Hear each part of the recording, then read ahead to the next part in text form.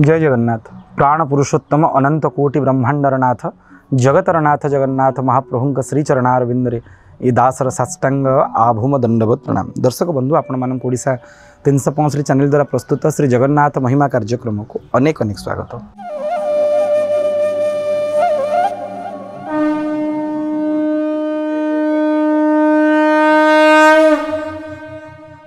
आपण माने जानते महाप्रभु जो रथ त्रय विराजमान करते गुंडीचा यात्रा समय से रथ स्वयं ब्रह्मतुल्य। ता कारण जो रथ महाप्रभुंकर श्रेयंग संग लाभ करी ब्रह्म पदार्थ जेमिति महाप्रभु श्रेयंगे लगी चंदन कर्पूर आलती वस्त्र पुष्पमाल्य आमे ताकू निर्माल्य बोली ग्रहण करिचु सेमिति महाप्रभु प्रत्यक्ष संग लाभ करिथिबा रथ ब्रह्म को कौन गुण उणा नहंती। से कथा को नहीं गोटे कथा रथ यात्रा समाप्त होती रथ यात्रा बढ़ी शांते नीलाद्रि विजय दिन लक्ष्मी शांताणी सहित भेट मंडप रे समस्त नीति संपादना करी महाप्रभुंकर नीलाद्रि विजय नीति बढ़ी प्रभु जे रत्न सिंहासन रुंधाई पर नीलाचल अभड़ा निजे ग्रहण करी सारा जगत को भुंजाई आनंद वितरण कर। साधारण प्रश्न थी रथयात्रा रथ कौन हुए कारण जो रथ ब्रह्मतुल्य महाप्रभुंकर मंदिर तुल्य प्रभु छाड़ी की जीवा रथर अवस्था कौन प्रति वर्ष नुआ रथ तैयारी हुए। आजिकल अनेक प्रस्ताव दौरान रथ को गोटे रथ को रखापी बारंबार रथ तैयारी होगा फल काठर अभाव रोचे गचर अभाव रोचे से कथा नुहे आज्ञा महाप्रभु तांकर रथ काठपाई काठर व्यवस्था करिसेंती आमे से चिंता करिवार आवश्यकता नहीं से कर्तुंग अकर्तुंग अन्यथा कर्तुंग समर्थ महाप्रभु जहाँ को थरुटे धारण करती ता महाप्रसाद हो जाए आ महाप्रसाद दी थर केमती प्रभु को प्रदान कर नहीं से प्रति वर्ष नुआ रथर व्यवस्था ताली पुराना रथर हुए कौन यार भविष्य कौन ना श्रावण मासर अमावास्या परे माने चिता लगी अमावास्या परे रथ भंगा हवा आरंभ हुए भोई सेवक मान रथ भंगा आरंभ हो जो मैंने महाप्रभु काठ संग्रह करने को जाइए रथ तैयारी द्वारा ही रथ भांगा काम आरंभ हो। प्रथम सुभद्रा रथ भांगा काम आरंभ हो। प्रथम आप जानी था रथरे अनेक स्वरूप अच्छा जो मैंने कि नवकलेवर समय ही परिवर्तित होती जेमिति प्रति रथरे 4 जण घोड़ा 3 रथरे 12 जण घोड़ा प्रति रथरे जन जने सारथी 3 रथरे 3 सारथी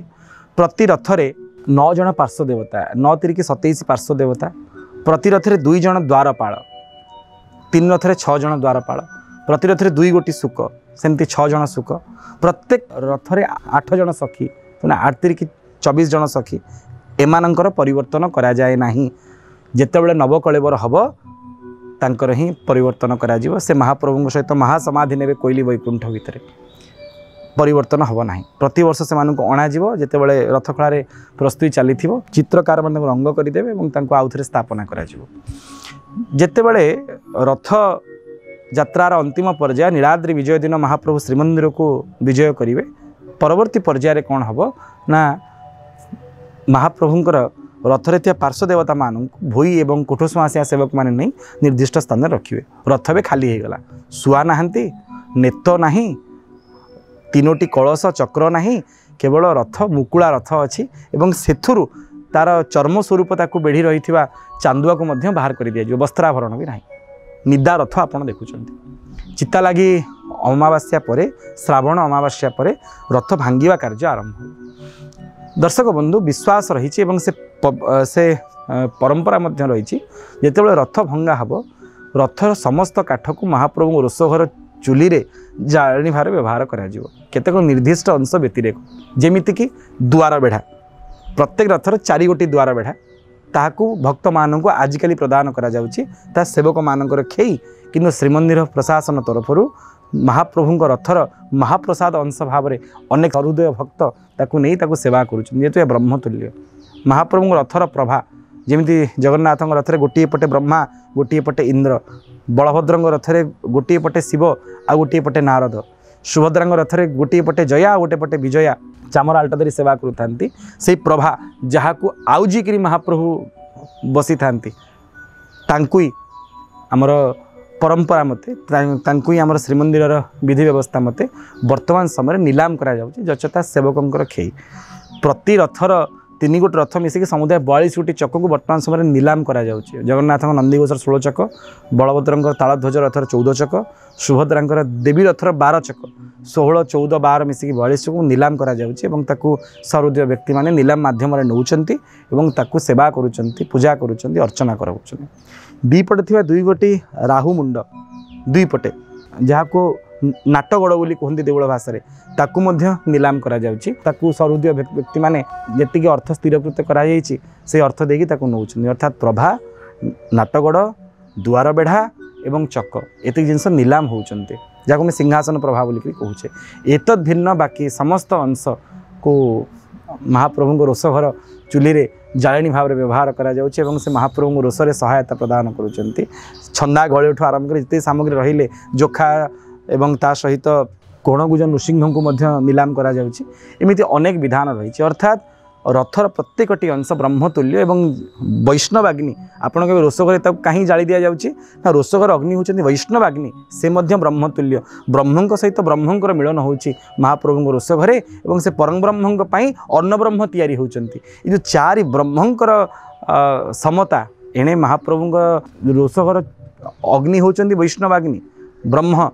महाप्रभु रथ होउचंती ब्रह्म, सी मिलित होकर तैयारी करूचंती अर्ण ब्रह्म आ स्वीकार करूचंती परम ब्रह्म, दारु ब्रह्म। ये जो क्रमटी आप देखा पाइले ता सुंदर भाव में प्रतिफलित होती नीलाद्रि मंडल रे। एतद भिन्न जेते बेले रथ भंगा कार्य आरंभ हम प्रथम सुभद्रा रथ, तापर बलभद्र रथ और शेष में महाप्रभु जगतर नाथ जगन्नाथ नंदीघोष रथ को भग्न करा जिवो। विश्वास रही जदि चकर खिल खंडे मिल जाव रथ भंगा खंडे काठ मिल जाव आ से काठ को आम घरे आनी सेवा करूँ ताहा मध्य महाप्रभु सेवार कौन गुण उणा नुहे, ता मध्य महाप्रभु तुल्य। से भाव पर रथ भंगा समय अनेक व्यक्ति जाई रथ पाखे ठिया था प्रार्थना करि प्रभु आपण कृपा करंतु। जेमिति जो जिनस भांगी दि जाए तार मध्य महत्व रही श्रीक्षेत्र में। जमी गोटे उदाहरण आम द्वितीय उदाहरण होते अधरपणा दिन अधर हांडीटा भांगी दि जाए ताकू साधारण लोक मैंने ग्रहण करने कथा नुह, ताकू भूत प्रेत अशरीरी तिर्जक जोनि जीव मैंने ग्रहण करने कथा। किंतु से अधर हांडी को भांगी सारिबा परे से हांडीर जो खपरा थाए से खपरारू गोटे खंड जदि आपण पाखे थी आपण कौन गुणी गारेडी प्रेत ए प्रकार बाधा हो पार ना। तेणु से भांगी दि जाइथिबा अधर हांडी खपराटे पाइबापी भक्तों मध्य लोलुपता थाए, कारण ये खपरा खंडे थिले आपण कौन प्रेत बाधा रही। तेणु ए प्रकार कथा मध्य श्रीक्षेत्र देखा मिलता है। रथर खंडे काठपाई लोक आज व्याकुल होगी जाती महाप्रभुंर श्रीअंग संग लाभ कर रथ स्वयं जगन्नाथंकर मंदिर तुल्य ब्रह्मतुल्य। आ द्रव्य जदि आम घर रमर कौन प्रकार अनिष्ट हो पारनि, प्रेत बाधा रही, कहीं दृष्टि निक्षेप करें, ग्रह पीड़ा रही। से भाव को पाथेय करी आज भक्त माने रथ काठरू खंडे काठ पाइबापी व्याकुलतार सहित चाह रही था। रथ रज्जुरू टिके दौड़ी पाइबापी चाखेंडे कता मिलगले आम धन्य हो, कारण ये महाप्रभुंर द्रव्य रथ चांदुआरू 2 इंच मिलगले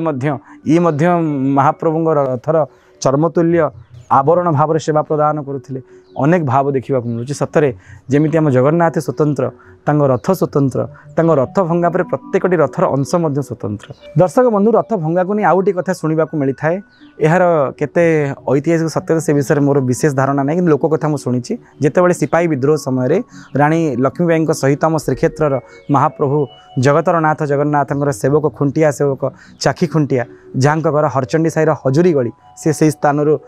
सिपाही विद्रोह निमंते जाइथिले एवं से सिपाही विद्रोह प्राणत्याग करिचंती बोली तांको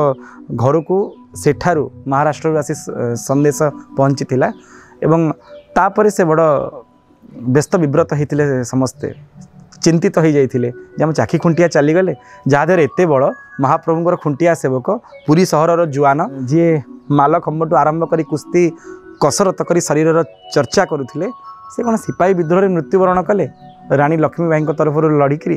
धर्मपाई लड़ी कौन किए मरे मन में एमती भावना आसला। स्त्री बड़ विकल होती से वर्ष रथ भंगा हो रथ भंगा ही महाप्रभु जगन्नाथ नंदीघोष रथ चक गुड़ाक सिंहद्वार सम्मुख अरुणस्तंभ निकट रखाई ताकू सेवक मैंने खेई भाव में ने बोली। सकाळु देखला बेलू जड़े छद्मवेशी व्यक्ति लगुचन छद्म बेश रही बाह्य आवरण को देखी से कौन कले ना से चकटा को धरिक बुलेवा आरंभ कले नंदीघोष रथ चक को देखिक जिते ए प्रकार समर कला को सारा पुरी सहरवासी देखिले से कहले ए प्रकार क्षमता केवल जनकर थिला पुरी सहर में सी हूँ महाप्रभुर खुंटिया सेवक चाखी खुंटिया ए क्षमता आउ कहार ना नंदीघोष रथर चक को मुंड उपरू को उठेकरी मंदिर सम्मुख में बुलेबार शरीर में बल एवं मनरे अफुरंत साहस केवल महाप्रभु चाखी खुंटिया को देते आउ क्या ना चाखी खुंटिया संसार ना आमको आसी खबर पहुँची सिपाही विद्रोह से मृत्युवरण कर ये असंभव संभव किए कला जिते से महाप्रभु नंदीघोष रथ जहाँ भंगा जाइथिला सही स्थान में जो से चक को बुलेवा आरंभ कले पूरी सहर समस्त सेवक मैंने एकत्रित हो गले आठी जिते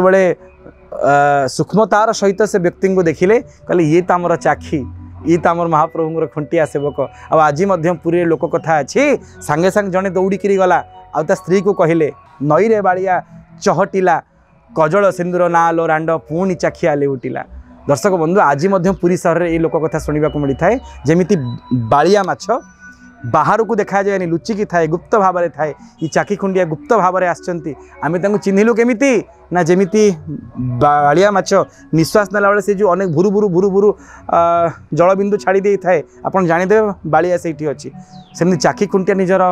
अभूतपूर्व बड़ पराक्रम माध्यम महाप्रभुंर नंदीघोष रथ चक को बुले पारती ये केवल चाखी खुंटिया हो पारती आ कहीं नुहे आ परवर्ती पर्यायर समस्ते जानीपारे से जीवित आपर महाप्रभु सेवार निजक नियोजित करते चंदन हजूरी भाव में प्रसिद्धि ग्रहण करते से दिन ठारू परंपरा थिला जे महाप्रभुंर रथ भग्न हो सारा पर नंदीघोष रथर गोटे चक चाखी खुंटिया हजूरी गली को जीव एवं हजूरी गल हजूरी इस्टेट रे वर्तमान पर्यंत चाखी खुंटिया स्मारकी भाव में आज प्रतिवर्ष गोटे गोटे चक को चाखी खुंटिया वंशधर माने महारद खेई हिसाब से प्राप्त होती यह जावत चंद्रार के बलवत्त रही कथा शुणा मिलता है। ये हूँ रथ भंगा को नहीं आउ गोटे तथ्य आपन को शुणी आह्लादित निश्चित भाव में करमर आशा आपड़ सेमती महाप्रभु भल पाऊँ जातरे रथरे नेतरे सर्वोपरि भक्तों सहित आपणकर भाव सेमिति बलवत्तर रहू यह श्री चरणार बिंदरे अली। जय जगन्नाथ।